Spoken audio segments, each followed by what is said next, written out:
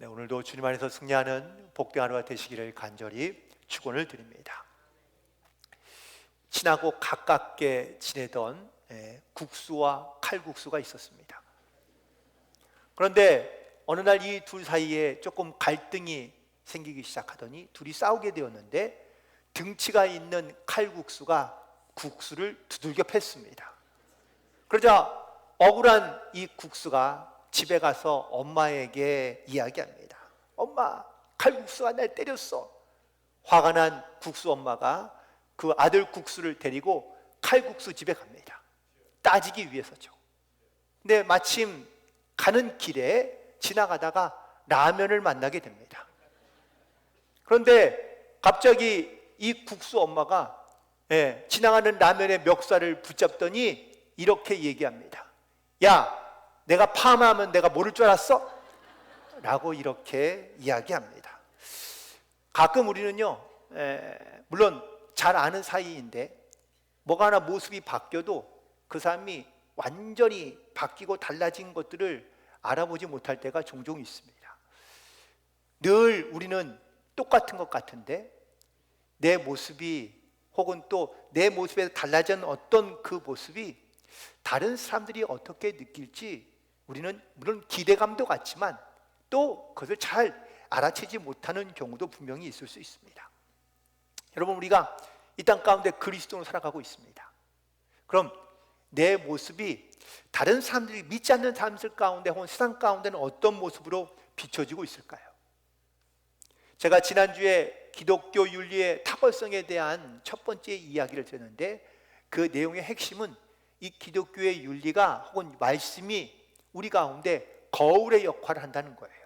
그래서 나를 돌아보게 하고 또한 나를 그래서 주님께 더 가까이 나아갈 수 있도록 인도한다라는 말씀을 드렸는데, 오늘 두 번째 이야기로 그 기독교 윤리와 혹은 말씀의 탁월함이 우리를 정죄에만, 우리 죄를 깨닫게 하는 데만 이르는 것이 아니라 우리를 회개하고 회복하는 데 이르게 한다라는 사실입니다.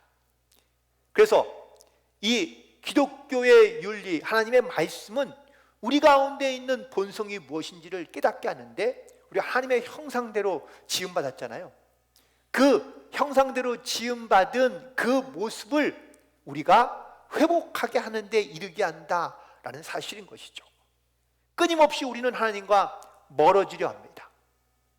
하나님과 가까워지고 하나님과 더 끈끈해지고 하나님과 교제하기를 기뻐하기보다 우리는 세상에 살아가면서 하나님을 멀리하고 하나님을 또 배격하는 그러한 모습으로 살아가는 경우가 많은 것이죠. 여러분, 고무줄의 원리 잘 아시잖아요. 네, 고무줄을 늘리면 물론 조금은 늘어나긴 하겠지만 원래의 성질대로 돌아가려고 하는 본성이 있습니다. 우리도 마찬가지입니다. 물론 우리의 육신은 하나님과 멀어지려 할지 모르지만 우리 안에 있는 영혼은 주님께로 돌아가려 하는 본성이 있는 거예요. 중세의 영성가였던 아우구스티스는 이 은혜를 하나님의 중력의 은혜라고 이렇게 이야기합니다. 중력이 우리를 끌어당기는 힘이 우리를 거부할 수 없게 만들며 살아가고 있는 것처럼 하나님의 그 은혜가 나를 끊임없이 끌어당기고 있으며 나는 그를 뿌리칠 수 없다라는 그러한 원리인 것이죠. 따라서 이 기독교 윤리의 탁월성은요, 하나님과의 관계 회복에만 머무른 것이 아니라 그 하나님의 은혜와 사랑을 내가 깨닫고 나면 그 사랑을 내가 다른 사람에게, 이웃에게 바로 그 사랑을 흘려보내고 또한 자연스럽게 확장되어 간다라는 사실입니다. 그리고 성경은 이에 대하여 우리 가운데 추상적으로 가르쳐주지 않고 매우 구체적이고 사실적으로 우리 가운데 그 방법을 제시하고 있다라는 사실입니다. 그래서 기독교 윤리가 이렇듯 어떤 자기의 죄를 깨닫고 회개하는 데만 이르지 하지 않고 그 힘이 바로 우리를 변화시켜 하나님의 본성으로 회복하게 하고 그 본성으로 회복된 우리의 모습을 통하여 그리스도의 사랑과 하나님의 사랑이 다른 많은 사람들 가운데, 이웃 가운데 흘러가게 하는 것, 이것이 바로 기독교 윤리의 탁월성이라고 이야기합니다. 우리는 세상을 바라볼 때마다 불안과 두려움을 느끼며 살아갈 때가 많이 있습니다. 그런데 세상에 있는 많은 사람들은 우리가 이 기독교 윤리와 하나님의 말씀 가운데 살아가려고 노력하지만 그 안에서 발견하고 찾게 되는 어떠한 허물과 그리고 믿음과 삶의 불이치를 집요하게 파고들어서 이거를 빌미 삼아 기독교의 말씀과 윤리를 거부하려 하는 경향을 갖고 있습니다. 하지만 우리가 갖고 있는 이 기독교의 사랑과 또한 하나님의 말씀의 능력은 이러한 치열한 거부와 공격에도 불구하고 과거로부터 지금까지 여전히 하나님의 은혜와 사랑은 전해지고 있으며 역사하고 있다라는 사실입니다. 그래서 하나님은 여전히 우리를 통하여 일하시고 또한 이 하나님의 은혜와 역사가 비록 어느 거대한 큰 파도와 물결처럼 막 역사하고 나타나는 것은 아닐지라도 조용하고 잔잔하지만 여전히 겸손하게 하나님의 은혜는 흘러가고 있으며 지금도 일하고 계신다라는 사실을 우리가 반드시 기억하며 살아가야 될 줄로 믿습니다. 오늘 본문에 있는 말씀의 시편 56편은 표제 가운데 이렇게 기록하고 있습니다. 다윗이 가드에서 블레셋인에게 잡힌 때라고 이렇게 소개해 주고 있는데요, 이 말씀과 같이 하고 있는 성경의 배경은 사무엘상 21장에 있는 말씀입니다. 다윗이 사울 왕을 피하여 도망갔을 때이거든요. 그런데 사실 다윗은 이미 오래전부터 사울 왕이 자기를 죽이려 하고 또한 자기를 미워하고 있다는 것을 잘 알고 있습니다. 그런데 그럼에도 불구하고 이 다윗 왕, 사울 왕의 곁을 떠나지 못하고 있던 이유가 몇 가지가 있습니다. 그 첫 번째 이유는 바로 자기의 절친인 요나단이 사울 왕의 아들이긴 하지만 자기를 신뢰해주고 어떻게든지 사울 왕에게 이 다윗을 잘 이야기해서 그 관계를 회복시키려 노력하고 있었기 때문이죠. 또 하나는 다윗이 여전히 이 사울 왕을 자기의 주군으로 섬기며 끝까지 자기의 자리, 다윗이 바로 이 사울 왕의 사위이고 또한 이스라엘의 군대의 장군이었기 때문에 자기의 주어진 자리를 떠나지 않으려고 지키려고 노력하는 마음이 있었기 때문입니다. 그런데 시간이 흐를수록 사울의 마음이 강팍해지고 자기를 죽이려고 하는 그런 마음이 더 강해지는 것을 보면서 또 요나단이 그렇게 자기를 도려하자 심지어 자기의 아들까지 죽이려 하는 이 모습을 보고 다윗은 더 이상 이 사울 왕과 함께 할 수 없다는 것을 깨닫고 그리고 그 사울 왕을 피하여 도망가게 됩니다. 가끔 우리는 우리가 기대했던 일들이 현실에서 이루어지지 않는 경우들을 경험하게 됩니다.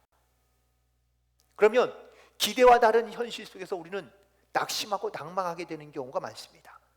또 때로는 불안과 두려움을 가지고 살아가는 경우가 많습니다. 자, 이런 상황이 우리 가운데 찾아왔을 때 과연 여러분들 과연 어떻게 반응하고 계십니까? 오늘 본문에서 다윗이 사울 왕을 피하여 블레셋으로 도망갑니다. 그런데 이 블레셋에서 과연 다윗이 기대했던 그 현실을 과연 마주하게 되었을까요? 아닙니다. 이렇듯 기대와 다른 현실을 마주했을 때 과연 우리는 어떻게 반응하며 또 다른 어떤 기대와 소망을 우리는 과연 어떻게 가질 수 있을까? 오늘 말씀을 통하여 함께 은혜를 나누고자 하는데요, 첫 번째 보는 것은 바로 우리의 현실입니다. 다윗의 현실을 통하여 우리의 현실을 함께 보고자 하는 것인데, 이 다윗의 현실을 보니까 사람들이 그에게 하는 행동, 그 일을 통하여 자기의 현실을 느끼게 되는데, 바로 1절에 있는 말씀에 보니까 사람이 나를 삼키려고 종일 치며 압제하고 있다라고 이렇게 고백하고 있습니다. 특별히 다윗에 있는 주변의 사람들, 여기에는 사울 왕을 비롯하여 사울 왕과 함께 주변에, 그 주변에 있는 많은 사람들이 이 다윗을 미워하고 다윗을 압제하고 다윗을 죽이려 하고 있다라는 사실입니다. 특별히 종일이라는 말을 반복해서 사용하고 있는데, 뭐 문자적으로 24시간 하루 종일을 의미하는 것이 아니라 눈을 뜨면 온종일 자기를 죽이려 하고 있는 사람들이, 자기를 치려하는 사람들이 자기 주변에 너무나 많이 있다는 것을 느끼고 있는 이 다윗의 답답함을 토로하고 있는 표현이기도 합니다. 또 2절에 있는 말씀에 보니까 내 원수가 종일 나를 삼키려 하며 나를 교만하게 치는 자들이 많사오니 라고 고백하고 있는데, 그 자기를 치려 하고 자기를 죽이려는 사람들이 몇 명이 아니라 무수히 많다는 것을 고백하고 있습니다. 심지어 1절에서는 사람들이라고 표현했던 이 다윗의 고백이 2절에서는 내 원수들이라고 고백하고 있을 정도로 그 사람들이 달라지고 있는 것을 보고 있습니다. 이들은 끊임없이 다윗을 주시합니다. 기회만 있으면 다윗을 무너뜨리려 하고 또한 그를 죽이려 하고, 그런 사람들이 점점점 많아지고 있는 이런 현실 가운데 다윗은요 할 일이 없는 거죠. 5절에 또한 이렇게 고백합니다. 그들이 종일 내 말을 곡해하며 나를 치는 그들의 모든 생각은 사악합니다 라고 이렇게 이야기합니다. 끊임없이 다윗의 말을 왜곡시키고요, 그리고 그를 피해를 주고 사악한 의도를 가지고 이 다윗에게 다가가고 있는 것을 보게 됩니다. 여러분이 만약에 이런 다윗의 상황이 된다면 어떻게 하시겠습니까? 어떻게 반응하시겠습니까? 너무나 답답하고 피할 길이 없고, 보는 사람들이 다 원수같이 나를 대하며 나를 죽이려 하는 이러한 상황 가운데 놓이게 되면 과연 어떻게 반응할까요? 오늘 다윗이 반응하고 있는 모습을 보니까 자기가 할 수 있는 일이라는 것은 이 지금에 있는 이 어려운 상황을 피하고 도망하는 방법밖에 없다는 것을 깨닫고 다윗은 드디어 도망가게 됩니다. 오늘 본문에 있는 말씀의 배경이 사무엘상 21장과 연결되어 있다고 말씀드렸는데요, 21장 10절에 있는 말씀에 보니까 그날에 다윗이 사울을 두려워하며 일어나 도망하여 가드왕 아기스에게로 갔다라고 기록하고 있습니다. 결국 다윗은 이렇듯 자기를 압제하고 자기를 핍박하고 자기를 죽이려는 이런 사람들을 피하여 결국은 도망가게 됩니다. 우리도 대부분 비슷합니다. 내가 이렇게 내 기대와는 다른 현실을 만나게 되고 나를 핍박하고 나를 괴롭히는 이런 상황과 사람을 만나게 되면 어떤 방법이 제일 먼저 떠오르죠?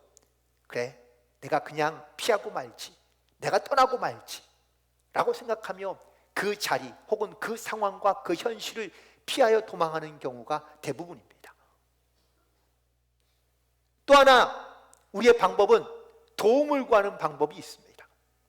그래서 다윗이 사울 왕을 피하여 도망가요 블레셋에 있는 가드라는 지역으로 도망가고 가드의 왕인 아기스에게 도움을 청합니다. 이 다윗이 블레셋으로 도망간 이유가 몇 가지가 있긴 한데, 첫 번째는 여전히 이 블레셋이 이스라엘보다는 강한 힘을 가지고 있는, 군사력을 가지고 있는 나라였기 때문에 이스라엘과는 원수지간이기도 하거든요. 그래서 다윗은 사울 왕이 자기를 쫓아오지 못할 만한 곳으로 피하는 것이 좋겠다 싶어 이 가드라는 블레셋의 나라로 도망간 겁니다. 그래서 가드 왕이 자기를 보호해주고 자기를 지켜주고 또한 자기도 그런 도움을 얻고 이 블레셋 나라에 뭔가 좀 도움을 줄 수 있는 일을 할 수 있지 않을까라는 이런 기대감을 가지고 블레셋으로 도망간 것이죠. 그런데 이런 기대와는 전혀 다르게 다윗이 마주한 현실은 너무 처참합니다. 다윗은 블레셋 사람들이 자기를 도와줄 줄 알았어요. 그런데 어떤 반응을 보이느냐? 사무엘상 21장 11절에 있는 말씀에 보니까 아기스의 신하들이 아기스에게 말하되 이는 그 땅의 왕 다윗이 아니니까 무리가 춤추며 이 사람의 일을 노래하여 이르되 사울이 죽인 자는 천천히요 다윗은 만만이로다 하지 아니하였나이까? 라고 이야기합니다. 무슨 말인가요? 이 노래의 근간이 되는 사건은 다윗이 골리앗을 죽이고 난 다음에 일어났던 노래인 거죠.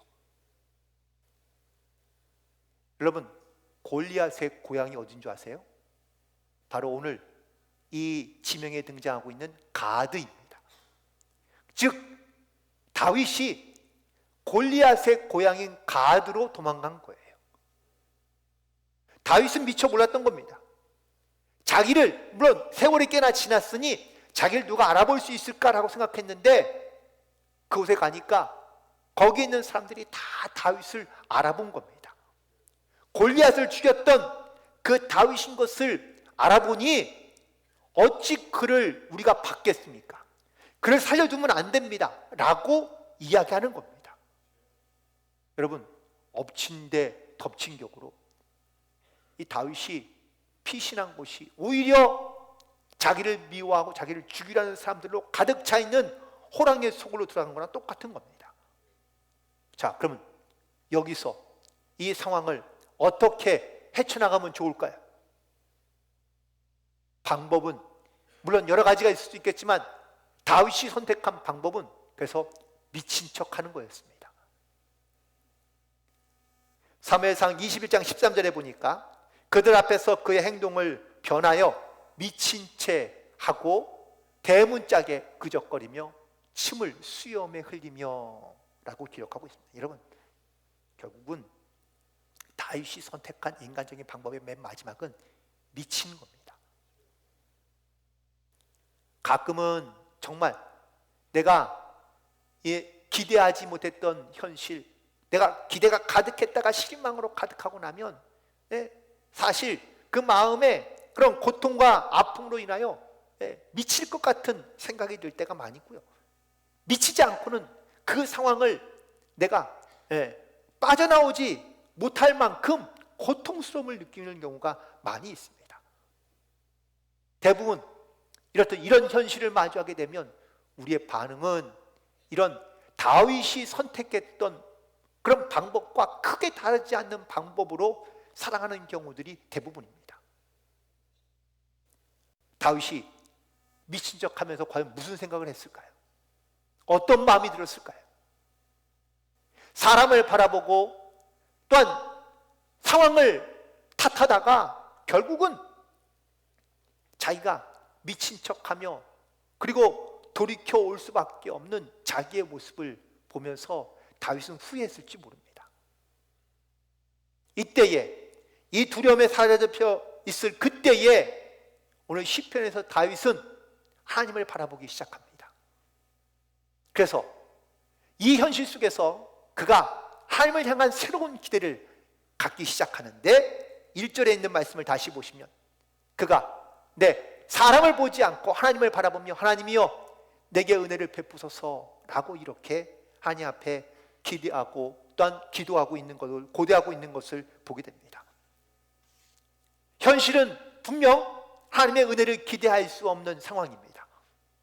하지만 그가 하나님을 의지함으로 말미암아 하나님께 은혜를 구할 때 하나님께서 전혀 기대할 수 없는 현실 속에서 하나님의 은혜를 경험하고 하나님의 은혜를 베푸시는 것을 그가 믿음으로 선포하고 있는 것을 보게 됩니다. 성경에 보면 누가복음 8장에 혈루증 앓는 여인이 등장하거든요. 이 여인은 12년 동안이나 피를 쏟는 병을 갖고 있습니다. 여러 방법으로 고쳐보려고 애를 썼는데 돈만 쓰고 가산만 탕진하고 이 병을 고치지 못합니다.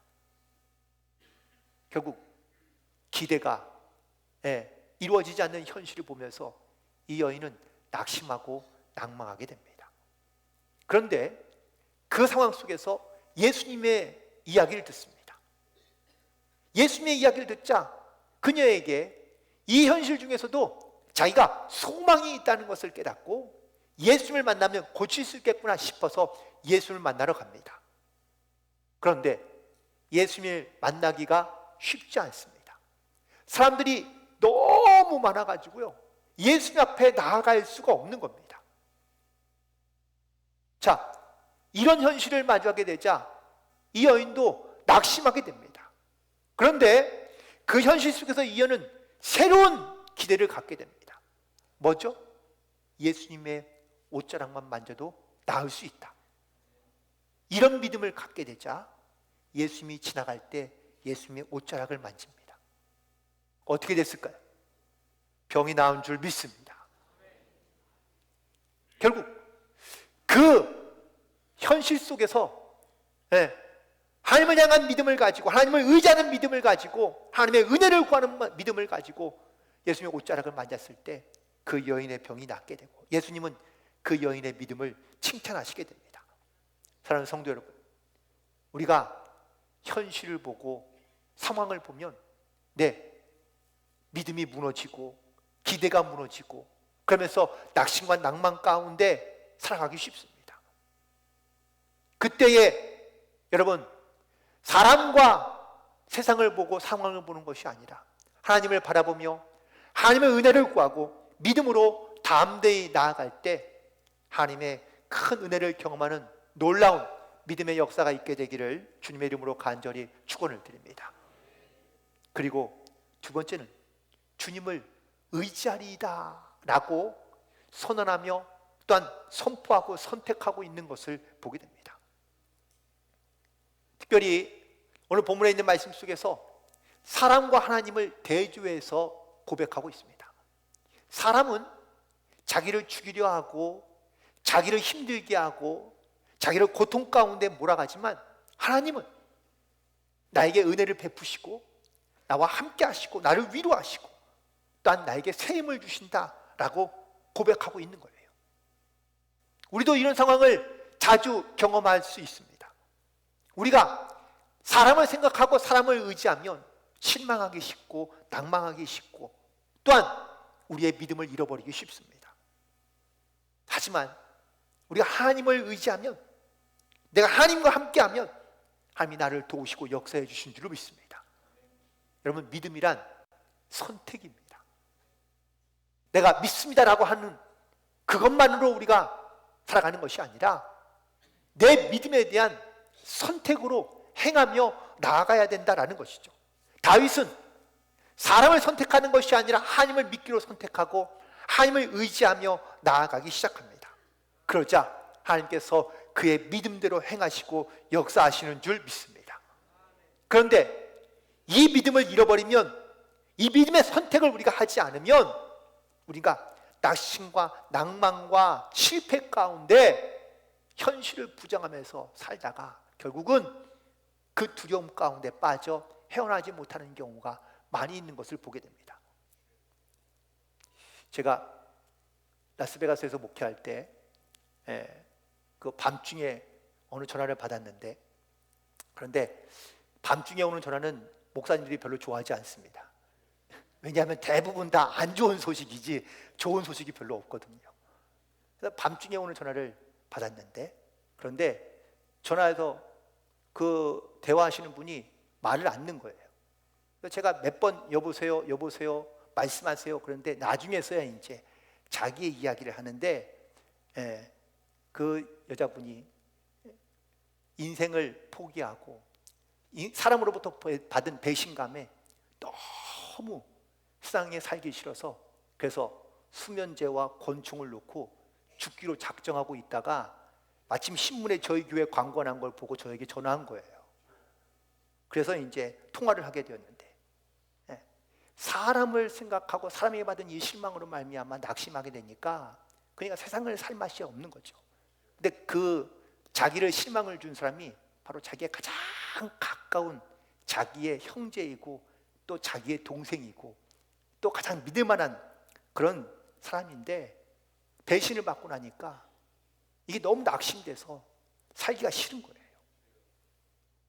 그래서 그분과 뭐 1시간, 2시간 가까이를 통화하면서 그런 말씀을 나눈 것 같아요. 사람을 보지 마세요. 하나님을 바라보시고 하나님을 의지하시고 하나님께 맡기면 하나님께서 반드시 도우실 겁니다.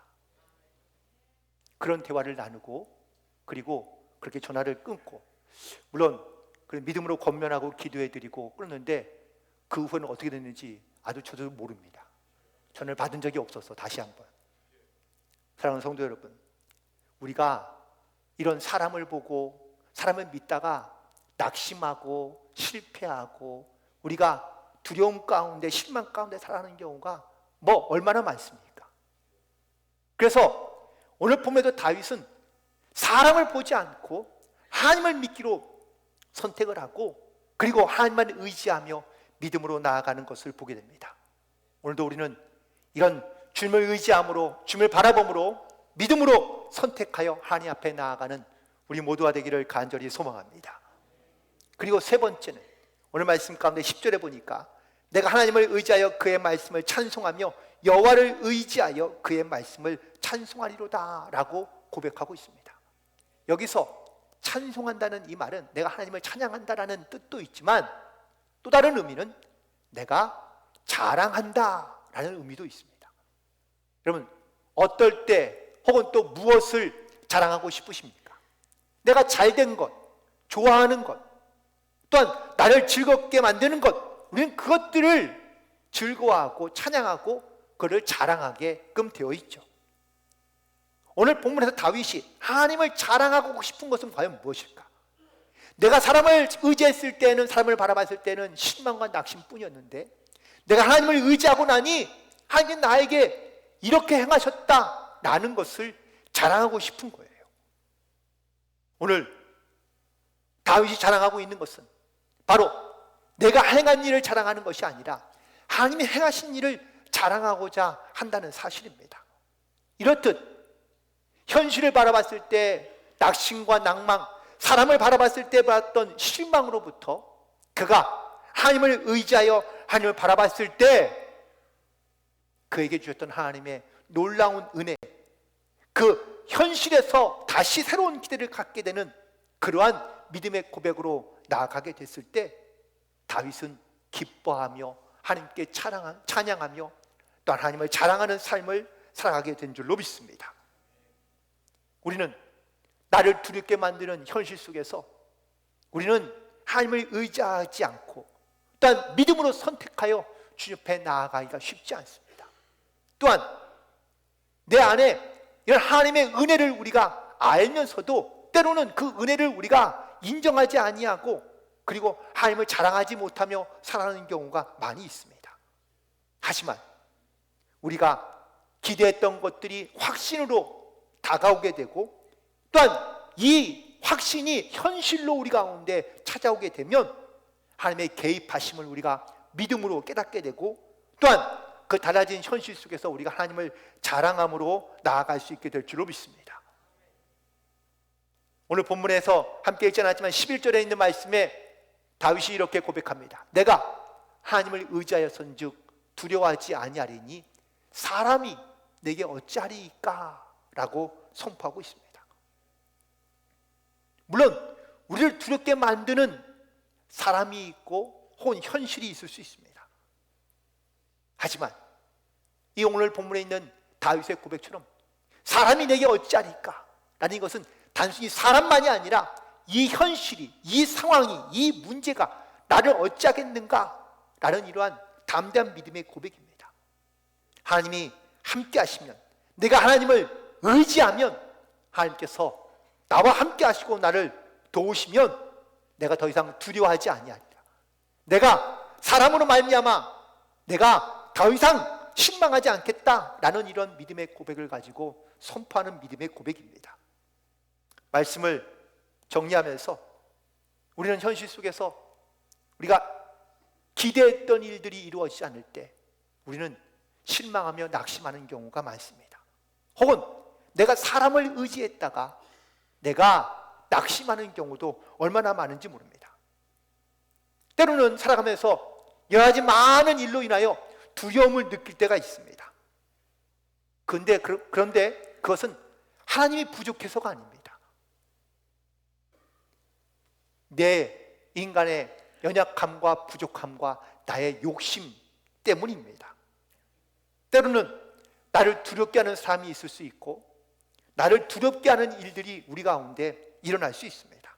여전히 우리는 두려움을 느낍니다. 하지만 우리가 그 두려움에 사로잡혀서 살아가지 않을 수 있습니다. 다시 말하면 두려울 수는 있지만 두려움에 사로잡혀 살지 않는다라는 겁니다.